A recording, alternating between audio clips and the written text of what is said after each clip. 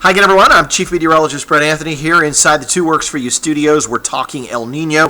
New update today from the National Oceanic and Atmospheric Administration. And of course, El Nino, the warming of the Pacific Ocean. And this year's has been particularly strong. The latest data coming in to NOAA suggests that the Pacific Ocean in its warmest spots is running about 4.6 degrees Fahrenheit above average. A lot of times you'll hear this number expressed in Celsius, but I converted it to Fahrenheit because that's what we really understand here in the United States. Well, what does the warming of the Pacific Ocean do? Well, it shifts the upper level wind patterns around, and much like it would divert traffic in a construction area, it diverts storms to other parts of the country. In particular, the southern plains, California, and the southeast. It keeps us pretty busy. So, here's some of the latest information that was shared today. One, we know that it is tied for the 97 El Nino event, making it the strongest El Nino on record. At least tied with 1997. Maybe when it's all said and done, it will come out as number one. Wintertime, we are now just starting to see the peak impacts. There might be 5 to 10 inches of rainfall in California in the coming week.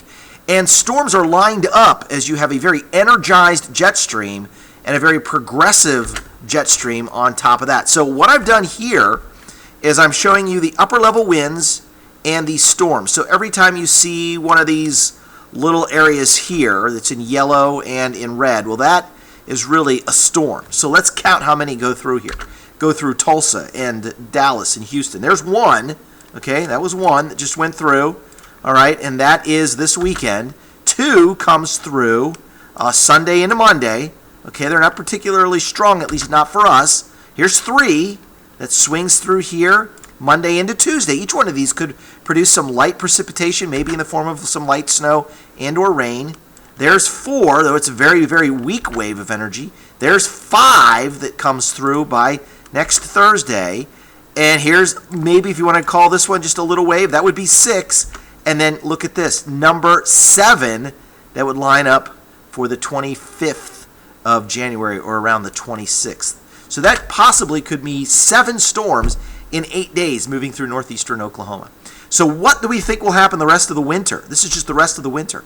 Pretty sure we're going to get above average rainfall and or snowfall out of this. Warmer than average temperatures, so that would really suggest that we'll have above average rainfall.